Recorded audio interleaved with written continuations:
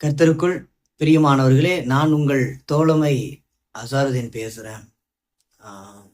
நாம் இன்னைக்கு ஒரு முக்கியமான சப்ஜெக்டை பார்க்க போகிறோம். அதற்கு முன்னாடி ஒரு பாடல் பாடி நாம் ஜெபத்துடன் கர்த்தருடைய வார்த்தைகளை கேட்கலாம். நாதா, நின் திருக்கரத்தில் நான் ஒரு இசைக்கருவி, நான் நாள்தோறும் பயன்படுத்தும் உந்தன் சித்தம் போல் அப்படிங்கிற ஒரு பாடல். ஸ்தோத்திரம்.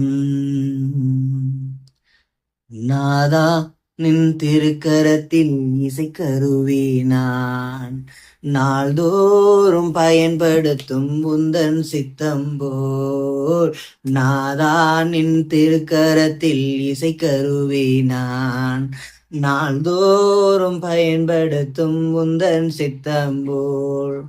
ஐயாவும் பாதம் என் தஞ்சமே, அனுதினம் ஓடி வந்தேன். ஐயா, உன் பாதம் நின் தஞ்சமே, அனுதினம் ஓடி வந்தேன். ஆனந்தமே, அதிசயமே, ஆனந்தமே, அதிசயமே, நாதான் நின் திருக்கரத்தில் இசைக்கருவி, நான் நாள்தோறும் பயன்படுத்தும் உந்தன் சித்தம் போல். நாதானின் திருக்கரத்தில் இசைக்கருவி, நான் நாள்தோறும் பயன்படுத்தும் உந்தன் சித்தம் போல். எங்கே நான் போக உம் சித்தமும் அங்கே நான் சென்றிடுவேன். எங்கே நான் போக உம் சித்தமோ அங்கே நான் சென்றிடுவேன். உம் நாமத்தில் ஜெயம் எடுப்பேன், உம் நாமத்தில் ஜெயம் எடுப்பேன். நாதாவும் திருக்கரத்தின் இசைக்கருவே, நான் நாள்தோறும் பயன்படுத்தும் முந்தன் சித்தம் போல். நாதாவும் திருக்கரத்தில் இசைக்கருவே, நான் நாள்தோறும் பயன்படுத்தும் முந்தன் சித்தம் போல். ஸ்தோத்திரம் அப்பா, ஸ்தோத்திரம் நல்ல தகப்பனே. ஆவியானவரே, உமக்கு ஸ்தோத்திரம், ஸ்தோத்திரம் அப்பா. பா, உம்முடைய கரத்துல நாங்கள் ஒரு இசைக்கருவியா இருக்கிற ராஜா, நாள்தோறும் பயன்படுத்துங்கப்பா. உங்க சித்தம் போல, உங்க சித்தம் போல நாள்தோறும் பயன்படுத்துங்க. நீங்க எப்படி நினைக்கிறீங்களோ அதன்படி நடத்துங்க ஆவியானவரே. பா, ஸ்தோத்திரம் அப்பா. பா, உம்முடைய பாதம் எங்களுடைய தஞ்சம் அப்பா, உம்முடைய பாதம் எங்களுடைய தஞ்சம் அப்பா. அனுதினம் ஓடி வந்தேன். அதிசயமே, ஆறுதலே, ஆனந்தமே, நீரே எங்கள் நிம்மதி, நீரே எங்கள் சமாதானத்தின் கர்த்தராய் இருக்கிறீரப்பா. பா, இந்த வேளையிலும் கூட கர்த்தாவே, உம்முடைய வார்த்தை வசனங்களை நீர் பேச போறீங்க. நான் கேட்கிறோம் ராஜா. அன்றரே, இதை கேட்கிறதான ஒவ்வொரு பிள்ளைங்களுடைய ஆத்துமாவிலையும் அப்பா ஒரு ரட்சிப்பு, ஒரு விடுதலை, ஒரு மீட்பை காணப்படுறதுக்காக நன்றி செலுத்துகிறோம். ஆவியானவர் கிரியை செய்யுங்க. உயிருள்ள வார்த்தை அப்பா ஆத்துமாவை அன்றரே ஸ்தோத்திரம் உயிரடைய செய்யட்டும், ஆத்துமாவை உணர்வடைய செய்யட்டும் அப்பா. இந்த வார்த்தைகளை கேட்கிற ஒவ்வொருவருடைய ஆத்துமாவும் பக்குவப்படட்டும், கர்த்தருக்குள்ளாக அன்றே கிறிஸ்துவுக்குள்ளாக சீர்படுத்தி வளர்ச்சி அடையட்டும் அப்பா. உம்முடைய நாமம் எங்கள் மூலமாய் மகிமைப்பட அப்பா, எங்கள் மூலமாய் நீர் மகிமைப்பட கிருபை செய்யுங்க ராஜா. நீரே எல்லாவற்றுக்கும் மேன்மையானவர், நீரே எல்லாவற்றுக்கும் உயர்ந்தவராய் இருக்கிறீர். எங்கள் சர்வ வியாபியே எங்கும் யாபித்து இருக்கிற எங்கள் தேவனாகிய கர்த்தருக்கு ஸ்தோத்திரம் அப்பா. இந்த நேரத்திலும் கூட இந்த காரியங்களை உங்களுடைய கர்த்தரப்ப கொடுக்குறேன். நீர் பேசும் அடியன்களாய் நாங்கள் கேட்கிறோம். இயேசுவின் மூலம் ஜெபம் நல்ல பிதாவே, ஆமேன், ஆமேன். ஸ்தோத்திரம், ஸ்தோத்திரம். அப்புறம் எல்லாரும் நல்லா இருக்கிறீங்களா? உங்களுடைய நலனை விசாரிக்கிறதுக்கு நான் கடமைப்பட்டிருக்கிறேன். உங்களுடைய ஆத்துமா எப்படி இருக்கு? அதாவது மனம், சித்தம், உணர்வு அப்படிங்கிற பகுதி எப்படி இருக்கு? நல்லா இருக்கா? இல்ல மறுபடியும் குடைச்சல் வேலைகள் ஏதாவது நடந்துகிட்டு இருக்கா? ஆத்துமால சோர்ந்து போயிருக்கிறதான நிலை, அடுத்து ஆத்துமால வஞ்சிக்கப்பட்டதான நிலை, தேவனுடைய உறவை விட்டு விலகி போனதான நிலை ஏதாவது இருந்தால் இன்னைக்கு அது பக்குவப்படும். அந்த ஒரு நிலை இன்னைக்கு ஒரு மாற்றத்துக்குள்ளாக வரும். அடிக்கடி நான் உங்களோட பேசும் பொழுது நான் சொல்றதான காரியம் என்னன்னா, ஆத்துமாவை சுத்திகரிக்கிறது, ஆத்துமாவை இந்த மாதிரி சுத்திகரிக்கிறது நம்மளுடைய தேவன் அப்படிங்கிறத நான் சொல்லியிருக்கிறேன். வேதமும் அதான் சொல்லுது. தேவன் ஆத்துமாவை சுத்திகரிக்கிறார். ஊழியர்களா இருக்கட்டும், சபையில ஒரு நெடுங்கால விசுவாசிகளா இருக்கட்டும், ஆவியின் ரட்சிப்பை பெற்றுக்கொண்டதுக்கு அப்புறம் உங்களுக்குள்ள நடக்கிறதான ஒரு ரட்சிப்பு ஆத்தும ரட்சிப்புன்னு அது பலமுறை சொல்லியிருக்கிறேன். நீங்க புரிஞ்சிருப்பீங்கன்னு நினைக்கிறேன். நம்மளுடைய ஆத்துமாவை தேவன் கருத்தாய் ஆராய்ந்து பரிசோதனை பண்ணி என்ன பண்றாருன்னா, ஸ்தோத்திரம், பரிசோதனை பண்றதுக்காக அவர் நம்மளுடைய ஆத்துமா மீது கருத்தாய் இருக்கிறார். அதாவது ஆத்துமானா உங்களுக்கு என்னன்னு தெரியும், மனம், சித்தம், உணர்வு அப்படிங்கிற பகுதிகளை உடைய இடத்தை தான் ஆத்துமான்னு சொல்றான். ஆத்துமானா மனம், சித்தம், உணர்வு அப்படிங்கிற 3 பகுதிகள் அடங்கிய இடத்தை தான் ஆத்துமான்னு சொல்றோம். அந்த 3 பகுதிகளை தான் சிந்தனைகளா இருக்கட்டும், இருதயத்துல இருக்கிற யோசனை, நினைவுகள், அடுத்து நம்மளுடைய விருப்பம், இந்த மாதிரி காரியங்கள் வெளிப்படுகிற தன்மையெல்லாம் அந்த ஆத்துமாவுக்குள்ள நடக்கிறதான ஒரு ப்ராசஸ். இந்த ஆத்துமாவை பற்றிய தெளிவு நமக்குள்ள இருந்தாவே ஸ்தோத்திரம் நம்மளால எதையும் ஜெயிக்க முடியும். ஓகே, அனுதினமும் பாடுகள் வரும். இந்த ஆத்தும ரட்சிப்புக்காக சோர்ந்து போகிற நிலைமை வரும். ஆனால் சோர்ந்து போக வேணாம். நமக்குள்ள புதிய ஆவியை தேவன் கொடுத்திருக்கிறார். அந்த புதிய ஆவியை பரிசுத்த ஆவியானவர் நாளுக்கு நாள் பலப்படுத்தி பரிசுத்த ஆவியானவர் அந்த புதிய ஆவியை வளர்ச்சிக்கு எதுவாக கொண்டு போறார். ஓகே, ஸ்தோத்திரம் பிரியமானவர்களே. நாம் இன்னைக்கு பார்க்கக்கூடியது என்னன்னா, ஆவிக்குரிய கூடாரம். என்னது? ஆவிக்குரிய கூடாரம். பூமிக்குரிய கூடாரத்தை போல ஆவிக்குரிய கூடாரம்னு ஒண்ணு இருக்கு. பூமிக்குரிய கூடாரத்தினுடைய அமைப்பு போல ஆவிக்குரிய கூடாரத்தினுடைய அமைப்பு. ஓகே, இந்த பூமிக்குரிய கூடாரத்துல நம்ம என்ன பண்றோம், நாம போய் தங்குவோம். மனிதர்கள் ஒரு பாதுகாப்பாய், அதாவது வெயிலா இருந்தாலும் சரி, மழை காலங்கள்ல இருந்தாலும் சரி, பாதுகாப்பா தங்கணும்னா அவனுக்கு ஒரு கூடாரம் தேவை. இன்றைய காலத்துல எல்லாம் மாடி வீடு, அடுக்கு மாடி அப்படின்னு போயிட்டு இருக்கு. ஆனா அன்றைய காலகட்டங்கள்ல என்ன, கூடாரம், மரத்தினுடைய குகைக்குள்ள வாழ்ந்திருக்கிறாங்க. அடுத்து வேற மலை, அடுத்து மரத்தை கொடைஞ்சு அதுல வீடா உண்டு பண்ணி வாழ்ந்திருக்கிறாங்க. அதுக்கப்புறம் ஆபிரகாமினுடைய காலகட்டத்துல வேதத்தின்படி பார்த்தோம்னா அவங்கெல்லாம் கூடாரம் செஞ்சு கூடாரத்துக்குள்ளதான் வாசம் பண்ணியிருக்கிறாங்க, இருந்திருக்கிறாங்க.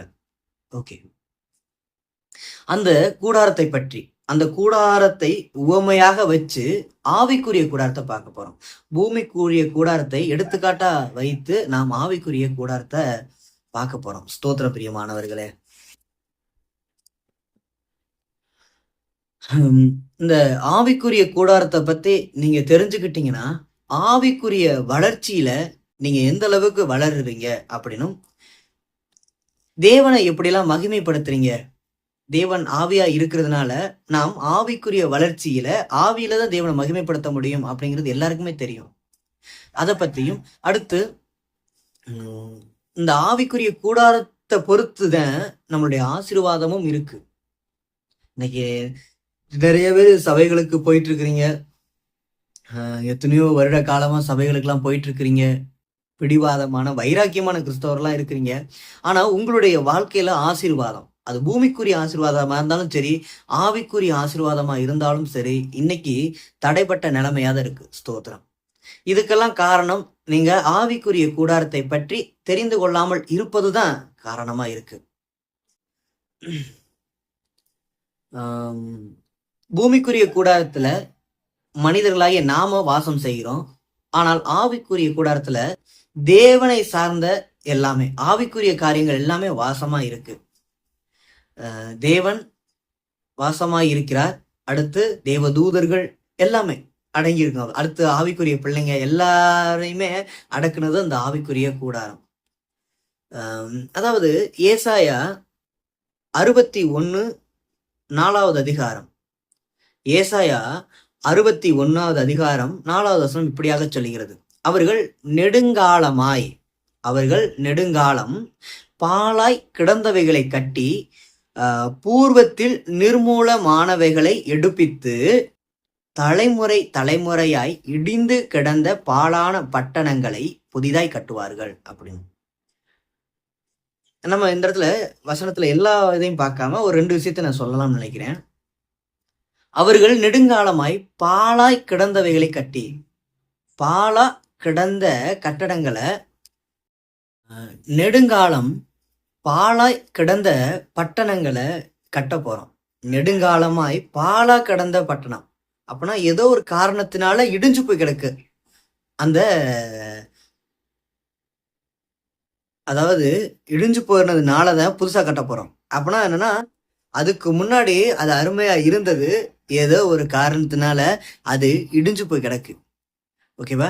கட்டிடங்களை கட்டி அடுத்து ஸ்தோத்திரம் இடிந்து கிடந்த பாழான பட்டணங்களை புதிதாய் கட்டுவோம் அப்படின்னு. அப்பனா இடிஞ்சு கிடந்த கட்டடத்தை ஏற்கனவே இருந்த மாதிரி அல்ல, இப்போ மறுபடியும் புதுசா கட்ட போறோம் அப்படின்னு. இத 2 விஷயமா நீங்க புரிஞ்சுக்கலாம்னு நினைக்கிறேன்.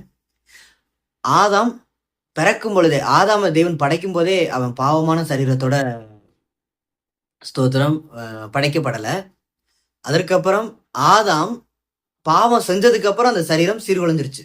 அப்பனா பாவமே இல்லாமல் படைக்கப்பட்ட ஆதாம் எப்படிப்பட்டவரா இருந்திருப்பாரு, அந்த வாழ்க்கை எப்படிப்பட்டதா இருந்திருக்கும் அப்படின்னு சொல்லி நீங்க ஆதிகாமத்தை எடுத்து படிக்கும்போது அது சுவாரஸ்யமா இருக்கும். ஞானம் நிறைந்த ஆதாமா இருக்கிறாரு. ஓகே, அடுத்து அவர் விழுந்து போயிட்டாரு.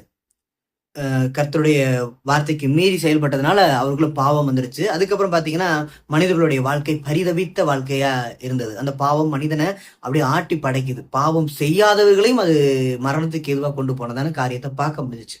ஓகே, அப்படிப்பட்ட அந்த மனிதனுடைய நிலைமையை அவர் என்னன்னா, தேவன் என்ன பண்றாரு, புதிதாய் கட்டணும் அப்படிங்கிறதா விரும்புறாரு. அதுக்குதான் நமக்காக ஏசாப்பாவை கொடுக்கிறாரு. இப்ப இயேசு கிறிஸ்துவின் மூலமாய் நாம் புதிதாய் கட்டப்பட்டு இருக்கிறோம். ஆதாம் மூலமாய் இடிந்து போன இந்த வாழ்க்கையை ஸ்தோத்திரம் கிறிஸ்துவின் மூலமாய் அவர் என்ன பண்றாரு, புதிதாய் கட்டுகிறார். அதுதான் ஏசாயா தீர்க்கதரிசி அதுல சொல்றாப்ல. அவர்கள் நெடுங்காலம் பாழாய் கிடந்தவைகளை கட்டி பூர்வத்தில் நிர்மூலமானவைகளை எடுப்பித்து தலைமுறை தலைமுறையாய் இடிந்து கிடந்த பாழான பட்டணங்களை புதிதாய் கட்டுவார்கள் அப்படின்னு. புதிதாய், அதாவது ஏற்கனவே இருந்த மாதிரி அல்ல, இது புதுமையா இருக்கும் அப்படின்னு. அதனாலதான் நம்ம கிறிஸ்துவனுடைய ஆவிய புதிய சிருஷ்டி, நீங்க எல்லாம் புதிய சிருஷ்டியா இருக்கிறீங்க அப்படிங்கிறதா சொல்றது. புதிய காரியங்களை தான் தேவன் செய்ய போறார். பாழானவைகளை அல்ல, ஏற்கனவே இருக்கிற பழமையானவைகளை அல்ல, புதிய காரியங்களை தேவன் செய்ய போறார். இந்த ஆவிக்குரிய கூடாரம் கட்டப்படுதலின் மூலமாய், அங்க பூமிக்குரிய கூடாரம் இடிஞ்சு கிடக்கு, பாலா கிடக்குன்னு சொல்லி ஏசாயா சொல்றாரு. ஆனால் ஸ்தோத்திரம், இங்கு நான் சொல்லுகிற காரியங்கள் பூமிக்குரிய காரியங்கள் அல்ல, அது ஆவிக்குரிய காரியங்கள். நாம் இப்பொழுது இடிந்து கிடக்கிற ஆவிக்குரிய கூடாரத்தை கட்ட போறோம். எதை கட்ட போறோம்? ஆவிக்குரிய கூடாரத்தை நாம கட்ட போறோம். இந்த இடத்துல நீங்க இதை பார்த்தீங்கன்னாவே தெரியும், தேவன் எந்த அளவுக்கு நம்மளை இன்னும் கண்ணும் கருத்துமாய் நம்ம அருகில நின்று நம்மளை பார்த்துக்கிட்டு இருக்காரு, நம்மளை எந்த அளவுக்கு சீர்படுத்துறார். நான் நேத்து கூட ரொம்ப யோசிச்சு வந்தேங்க.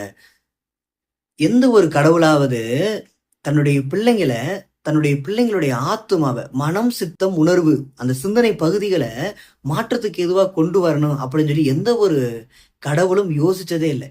எல்லா கடவுளும் வைக்கப்பட்ட இடத்துல சிலையாதான் இருக்கே தவிர மனிதனுடைய சிந்தனையை மாற்றத்துக்கு எதுவா கொண்டு வரணும்னு சொல்லி எந்த ஒரு கடவுளும் பிரயாசப்பட்டதே இல்லை. ஆனால் நம்மளுடைய தேவன், நம்மளுடைய ஏசப்பா நம்மளுடைய சிந்தனைய மாற்றத்துக்கு எதுவா கொண்டு வரணும்னு சொல்லி அவ்வளவு பிரயாசப்படுறாரு. மல்கியால் எடுத்து படிச்சு பாத்தீங்கன்னா தெரியும், அவர் நம் மூலமாய் வெளிப்பட ஆசையா இருக்கிறாராம். நம் மூலமாய் எந்த கடவுளாவது ஸ்தோத்திரம் அவங்களுடைய பக்தர்கள் மூலமாய் வெளிப்படணும்னு ஆசைப்பட்டதல்ல. நான் என் பக்தன் மூலமா நான் எப்படி இருக்கிறேனோ அதே போல நான் மாறணும் அப்படின்னு சொல்லி எந்த கடவுளும் எந்த கடவுளும் மனிதன் மேல அந்த விருப்பத்தை வச்சதில்லை. ஆனால் நம்மளுடைய தேவன் ஸ்தோத்திரம் அவர் விருப்பத்தை வச்சிருக்கிறாரு. என் பிள்ளை மூலமா கிறிஸ்து வெளிப்படணும் அப்படிங்கிறத அவ்வளவு விருப்பம் வச்சிருக்கிறாரு. கடவுளே நம்ம மூலமா வெளிப்படணும்னு ஆசைப்படுறாருன்னா அது எந்த அளவுக்கு. இன்னொன்னு, அவர் வெளிப்படுறதுனால நம்மளை எப்படி சுத்திகரிக்கிறாருன்னா, பொண்ணை போலவும் வெள்ளிய போலவும் அப்படியே புடமிட்டு சுத்திகரிக்கிறாராம். பொண்ணை போலவும் தங்கத்தை போலவும் வெள்ளியை போலவும் நம்மளை புடமிட்டு நம்மளை சுத்திகரிக்கிறார். ஏன்னா அவர் வெளிப்பட போறதுனால. அப்ப தேவனுடைய பார்வையில நம்ம எப்படிப்பட்டவங்களா இருக்கிறோம் தெரியுமா? விலையேற பெற்றவர்களாய். ஒண்ணுக்கு உதவாத நம்ம, இந்த உலகம் நம்மளை வெறுத்துருச்சு, ஒதுக்கிருச்சு. இனிமே நீ இந்த உலகத்துக்கு தேவையில்லைன்னு சொல்லிட்டு நாம் பாவிகளாய், சத்துருக்களாய், துரோகிகளாய் இருந்தோம். ஆனா நம்மள துரோகி, சத்துரு, பாவின்னு பார்க்காம நம்மளுடைய தேவன் என்ன பண்ணிருக்கிறாரு? ஸ்தோத்திரம். பொன்னை போலவும் வெள்ளியை போலவும் நம்மளை சுத்திகரிக்கணும்னு நம்ம மேல இறக்க வச்சிருக்காருன்னு பாருங்களேன். அதாவது தங்கமும் வெள்ளியும் ஒருவனுடைய கண்ணுக்கு கிடைக்குதுன்னா அது எவ்வளவு பாக்கியம். ஓகேவா?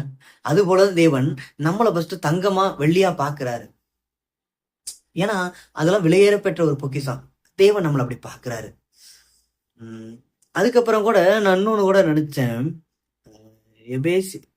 எபிரேயர் நினைக்கிறேன், எனக்கு சரியா அந்த இது தெரியல. ஸ்தோத்திரம். இல்லாதவைகளை இருக்கிறவைகளாய் அழைக்கிற தேவன் அப்படின்னு. இல்லாதவைகளை இருக்கிறவைகளாய் அழைக்கிற தேவன். உலகம் நம்மள ஒதுக்குனது எதுக்கு? நம்மள்ட ஒண்ணுமே இல்லைங்கிறதுனாலதான் அது ஒதுக்குனுச்சு. ஆனால் தேவன் நம்மள்ட ஏதோ ஒண்ணு இருக்கு அப்படிங்கிறத ஸ்தோத்திரம் அவரு புரிஞ்சிருக்கிறாரு. அதனாலதான் என்னன்னா ஸ்தோத்திரம் நம்மள தேவன் அழைச்சிருக்கிறாரு. உன்கிட்ட இருக்கு, இல்லாதன்னு சொல்லுது இல்லையா உலகம். உன்கிட்ட ஒண்ணுமே இல்லை, நீ ஒண்ணுமே உதவாதவன், நீ உதவாக்கறன்னு சொல்லி உன்னை ஒதுக்குனுச்சு இல்லையா? உனக்குள்ளதான் ஒரு விசேஷித்தமான ஒரு சித்தத்தை, ஒரு விருப்பத்தை வச்சிருக்கிறேன் அப்படின்னு சொல்லி நம்மளை அழைக்கிறார். இருக்கிறவைகளை போல அழைக்கிறார். நம்மள்ட்ட ஒண்ணுமே இல்லை, ஆனாலும் அவர் இருக்குன்னு சொல்லி அழைக்கிறார். ஆபிரகாமிட்ட குழந்தை இல்லை, ஆனால் உன்னிட்டதான் பெரிய ஒரு வம்சமே உருவாக போகுதுன்னு சொல்லி அழைக்கிறார். இல்லாதவைகள். ஆபிரகாமிட்ட குழந்தை இல்லை, ஆனால் அந்த ஆபிரகாமிட்ட தான் சொல்றாரு, உனக்கு திரளான ஜனங்கள். திரளான ஜனங்கள்னா இந்த ஒரு ஆசீர்வாதத்தை எந்த ஒரு மனிதனும் பெறல. வானத்தின் நட்சத்திரத்தை என்ன கூடுமானால், பூமியினுடைய கடற்கரை மணலை என்ன கூடுமானால் எண்ணிப்பார், அவ்வளவாய் உன் சந்ததிகள் பெருகி இருக்கும் அப்படின்னு. அப்பனா ஒண்ணுமே அந்நேரத்துக்கு பாத்தீங்கன்னா அந்த வாக்கு தத்துவத்தை ஆபிரகாம் பெறும் பொழுது ஆபிரகாமுக்குள்ள ஒண்ணுமே இல்லை, எந்த ஒரு புழு பூச்சி எதுவுமே இல்லை. சோத்திரம். அப்படின்னா அந்த இடத்துல தேவனுடைய பார்வை பாருங்களேன், இல்லாதவைகளை இருக்கிறவைகளாய். அடுத்து தாவீது, அவர் ராஜா. ஆனா அதுக்கு முன்னாடி என்ன, ராஜாவுக்கான எந்த ஒரு அந்தஸ்தும் இல்லாத ஒரு ஆளு, ஒரு சின்ன பையன், ஆடு மேய்ச்சிட்டு இருந்தவர். ஆனா ஆண்டவர் அவர் தான் அழைக்கிறார். அப்பனா இல்லாதவைகளை தான் தேவன் என்ன பண்றாரு? இருக்கிறவைகளாய் அழைக்கிறார். உனக்குள்ள இருக்கு, நீ ராஜாவா ஆகிறடா, உனக்குள்ள பெரிய ஒரு சந்ததி உருவாக போகுது அப்படின்னு சொல்லிட்டு. ஆகவே என்னன்னா அந்த குழந்தை பாக்கியம் இல்லாதவங்களாம் புரிஞ்சுக்கிறீங்க. நீங்க உண்மையாலுமே விசுவாசம் வச்சு ஆண்டவரே எனக்கு ஒரு குழந்தைய கொடுத்தீங்கன்னா உங்களுடைய சித்தத்துக்காக நான் பயன்படுத்துறேன் அப்படிங்கிறதா யாராவது ஒரு பொருத்தனை வச்சுக்கிட்டு இதை கேட்டீங்கன்னா நிச்சயமா சொல்றேன், உங்களுக்கு குழந்தை பாக்கியம் கிடைக்கும். நெடுங்காலமாய் பாலா கடந்த பட்டணத்தையே தேவன் கட்டுவேன்னு சொன்னா எத்தனையோ காலங்களா உங்களுக்கு குழந்தை பாக்கியம்னா இல்லாம இருக்கும் இல்லையா? ரொம்ப வேதனையோட இருந்திருப்பீங்க. பெண்கள் அந்த என்ன சொல்றதுன்னா மலடி அப்படிங்கிற ஒரு பட்டத்தை சுமக்கிறது ரொம்ப கஷ்டமான காரியங்கள். உங்களுக்கு உண்மையிலே சொல்றேன், ஆசீர்வாதமான வார்த்தை. நிச்சயமா கர்த்தருக்காக அந்த குழந்தைய ஒப்பு கொடுத்து, எனக்கு ஒரு குழந்தை கிடைச்சிச்சுன்னா நான் கர்த்தருக்காக அதை கொடுப்பேன் அப்படின்னு சொல்லி ஒப்பு கொடுத்தீங்கன்னா கர்த்தர் உங்களுடைய கற்பத்தின் கனி ஆசீர்வதிக்க காத்திருக்கிறார். இது எனக்கு இப்ப தேவன் உணர்த்தினது. ஓகே, ஸ்தோத்திரம். இப்ப நெடுங்காலமாய் பாலா கடந்த பட்டணங்களை நம்ம கட்ட போறோம். கட்டி அதுல நம்ம குடியேற போறோம். கட்டி விட்டுற போறதுல அதுல பால் காய்ச்சி அங்க குடியேற போறோம். ஒரு பட்டணத்தை ஒரு வீடு கட்டணும்னா நம்ம என்ன பண்ணுவோம்? தங்குறதுக்காக தான் அந்த வீடை கட்டுவோம். வீடை கட்டி போட்டுட்டு சும்மா விட்டுற மாட்டோம். சும்மா விட்டுட்டா அதுல பாத்தீங்கன்னா புழு, பூச்சி, பாம்பு, பூரா, அடுத்து என்ன போகும்? ஒட்டடை பிடிச்சு அது இருண்டு போயிடும். அது வேஸ்ட், அது கட்டியும் வேஸ்ட். ஓகேவா? இங்க தேவன் என்ன பண்ண போறாரு? நம்மள புதிதாய் கட்டி அதுல குடியேற்ற போறாராம். ஸ்தோத்திரம். ஓகே, இப்ப அந்த ஒரு வீடு நமக்குரியதா மட்டும் இருக்கக்கூடாது. இப்ப நம்ம ஒரு வீடு கட்டினோம்னா அந்த வீட்டுல நம்ம மட்டும் தங்க மாட்டோம், நம்ம குடும்பம் தங்கும். அதுக்கப்புறம் என்ன பண்ணுவோம்? நம்மளுடைய உறவு முறைகளை கூப்பிடுவோம். அடுத்து நம்மளுடைய நண்பர்கள் வருவாங்க, அடுத்து தூரத்து நண்பர்கள் வருவாங்க, தூரத்து சொந்தம் வருவாங்க. அப்படியே எல்லாரையும் அந்த வீட்டுக்குள்ள அழைக்கிறவங்களா இருப்போம் இல்லையா? பூமிக்குரிய வீட்டுக்கு அப்படிதான் பண்ணுவோம். அது போலதான் ஆவிக்குரிய அந்த ஒரு கூடாரத்துக்கும், ஆவிக்குரிய கூடாரமும் அதற்காக கட்டப்படுது. நீங்க மட்டும் அந்த ஆவிக்குரிய கூடாரத்துல வாசம் பண்ணுவதற்காக இல்லை, நீங்க மட்டும் ஆவிக்குரிய கூடாரத்துல வாசம் பண்றதுக்காக இல்ல. ஸ்தோத்திரம். நீங்க ஃபர்ஸ்ட் ஆவிக்குரிய கூடாரத்துல வந்துட்டீங்கன்னா அடுத்து உங்களுடைய குடும்பம் வரும், அடுத்து உங்களுடைய உறவினர்கள் வருவாங்க, அடுத்து உங்களுடைய நண்பர்கள் வருவாங்க. பாருங்களேன், இப்ப நீங்க மட்டும் அந்த ஆவிக்குரிய கூடாரத்துல இருக்கும்போது அந்த கூடாரம் சின்னதா இருக்கலாம். அடுத்து உங்க குடும்பமா வரும்போது அது கொஞ்சம் இன்னும் பெருசாகணும். அடுத்து உங்களுடைய நண்பர்கள் வரும்போது, உங்களுடைய சொந்தம் வரும்போது, அப்படியே அந்த ஆளினுடைய எண்ணிக்கைக்கு தகுந்த மாதிரி அப்படியே பெருகிட்டே போகும் இல்லையா? அது போலதான் இந்த இடத்துல இந்த ஆவிக்குரிய கூடாரத்தை உங்க மூலமா கட்ட ஆசைப்படுறாரு. உங்க மூலமா கட்டி நிறைய பேரை இழுக்க சொல்றாரு, வா வர சொல்லு அப்படின்னு. இந்த இடத்துல அதனுடைய பயன்பாடை மட்டும் நம்ம பார்த்துட்டு அப்படியே முடிக்கலாம். தொடர்ந்து நம்ம பார்க்கலாம். இப்படிக்கு கொஞ்சம் நமக்கு எல்லா நேரமும் நிறைய நேரம் கேட்க முடியாது இல்லையா ஒரு டாபிக். அதனால என்னன்னா பாதியா உங்களுக்கு நான் பேசி அனுப்பலாம்னு நினைக்கிறேன். ஸ்தோத்திரம். நீங்க எல்லோரையும் ஆவிக்குரிய கூடாரத்துல சேர்க்கறதுக்காக தான் தேவன் உங்களை அழைச்சிருக்கிறாரு. ஓகேவா? அந்த கூடாரம் எதுக்காக கட்டப்படுதுன்னா நீங்க ஒரு ஆள் தங்குறதுக்காக மட்டுமல்ல, அது நிறைய பேரை இழுத்து கொண்டு வர்றதுக்காக. ஓகேவா? அவருடைய இடத்துக்கு கொண்டு வர்றதுக்காக. ஆனா அதுல மகிமைப்படுறது யாரு? உங்க மூலமா தேவன். நீங்களும் இந்த இடத்துல தேவன் உங்களை மகிமைப்பட வைப்பாரு. அதை நல்லா புரிஞ்சுக்கணும். ஏசாயா 61வது அதிகாரம் 1ல இருந்து ஒரு 3 வசனங்கள் வரை வாசிக்கிறேன். ஸ்தோத்திரம். கர்த்தராகிய தேவனுடைய ஆவியானவர் என்மேல் இருக்கிறார். கர்த்தராகிய தேவனுடைய ஆவியானவர் என்மேல் இருக்கிறார். சிறுமைப்பட்டவர்களுக்கு சுவிசேஷத்தை அறிவிக்க கர்த்தர் என்னை அபிஷேகம் பண்ணினார். நாம எல்லோரும் எதற்காக அபிஷேகத்தை பெற்றோம்? அந்த அபிஷேகத்தை நம்மளே வச்சுக்கிட்டு ஞாயிற்றுக்கிழமை ஆனா மட்டும் சபையில ரிபாலாபா ராபா ராபா ஹாபான்னு குதிச்சு அபிஷேகத்தை அப்படியே குதிச்சு அந்த சபையினுடைய அந்த டைல்ஸு, அங்க உள்ள சேரு, யாராவது வியாதியஸ்தெல்லாம் வந்திருந்தாங்கன்னா அவங்கள மிதிக்கிறது, இதுக்காக அபிஷேகத்தை கொடுக்கல. அந்நிய பாஷை கொடுக்கல. குதிக்கிறதுக்காக அந்நிய பாஷை கொடுக்கல. கத்தி கூப்பாடு போறதுக்காக கொடுக்கல. எதுக்காக? நம்மளை அபிஷேகம் பண்ணினார். அபிஷேகம் பண்ணினார். நிறைய இடத்துல சபைகள் இன்னைக்கு கேட்கிற ஒரு காரியமே அதுதான். நீங்க அபிஷேகம் பெற்றுக்கிட்டீங்களா அப்படின்னு. போலீஸ் கேட்பாங்க இல்லையா, உங்கள்ட்ட லைசன்ஸ் இருக்கா, உங்களோட ஆர்சி புக் இருக்கா? அது மாதிரி இன்னைக்கு சபைகள்ல போனீங்கன்னா 2-3 கோஷ்டி இருப்பாங்க. அவங்க 2-3 ஆட்கள்லாம் இருப்பாங்க. அப்படி நீங்க அபிஷேகம் பெற்றுக்கிட்டீங்களா, அந்நிய பாஷை பேசுவீங்களா அப்படின்னு. என்னமோ இவங்க நம்மள பரலோகராஜ்யம் கொண்டு போற மாதிரி கேட்பாங்க. ஓகேவா?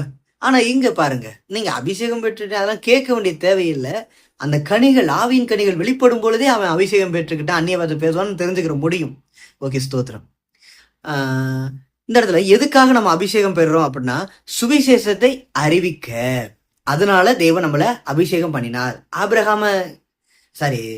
தாவீதை எதற்காக அபிஷேகம் பண்ணினார்? இஸ்ரவேல் ஜனங்களை ஆளுமை செய்வதற்காக. கர்த்தருடைய எல்லா காரியங்களையும் தாவீது மக்களுக்கு சொல்வதற்காக, கர்த்தருடைய எல்லா திட்டங்களையும் மக்களுக்கு தெரியப்படுத்துவதற்காக.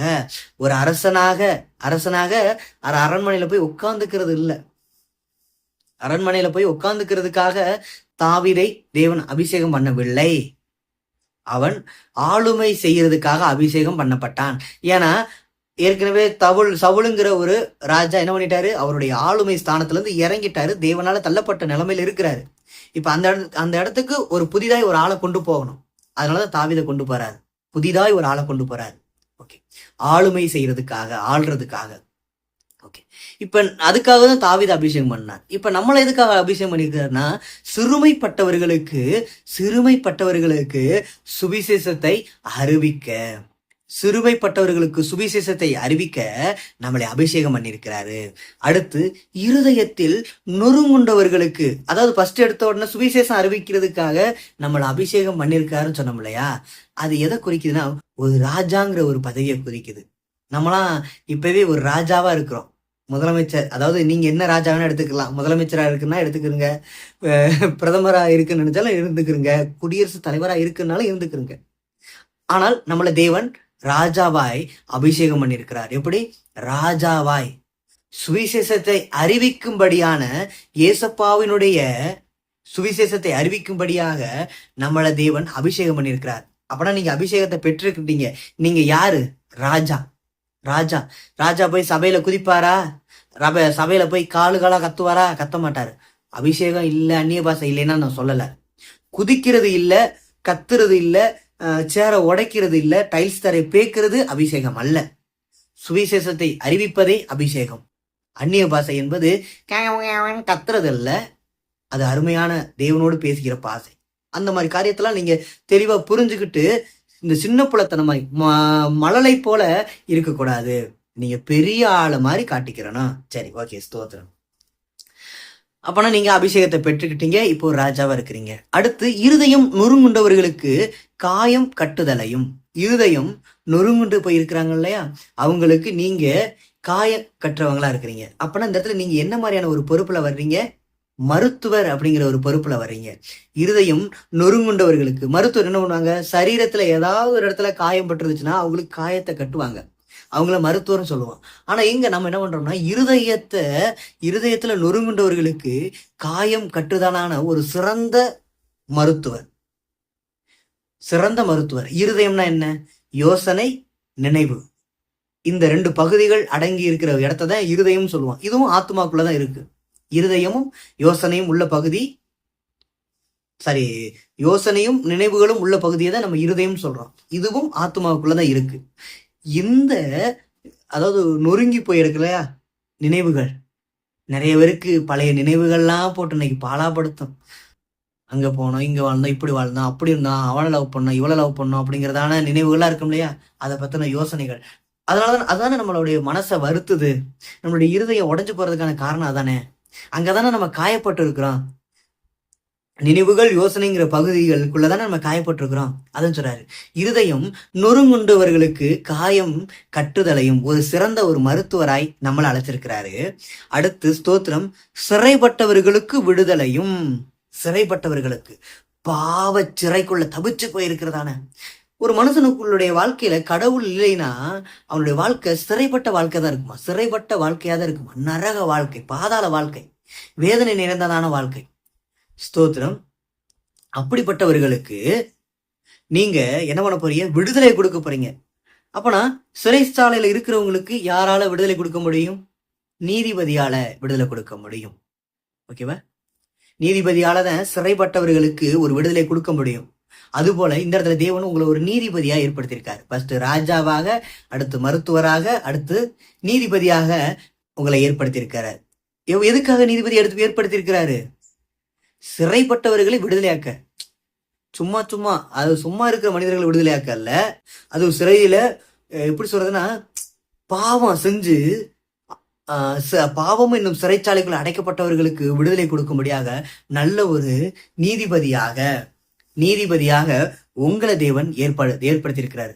அந்த நீதியில எப்படி இருக்கணும்னா, அந்த நீதி தெளிவா இருக்கணும். ஒரு நீதிபதி இருக்கிறாருன்னா அவர் பாரபட்சம் பார்க்காம அவங்களுக்கு நீதியை வழங்கணும். அப்படிப்பட்ட நீதிபதியா தேவன் உங்களை ஆயத்தம் பண்ணியிருக்காரு. ஆனால் அங்கு உள்ளவர்களுக்கு நீதி கிடைக்கணும், அங்கு உள்ளவர்களும் விடுதலையாக்கப்படணும். அப்படிப்பட்டதான ஒரு நீதிபதியா அவங்களை தேவன் எழுப்புறார்.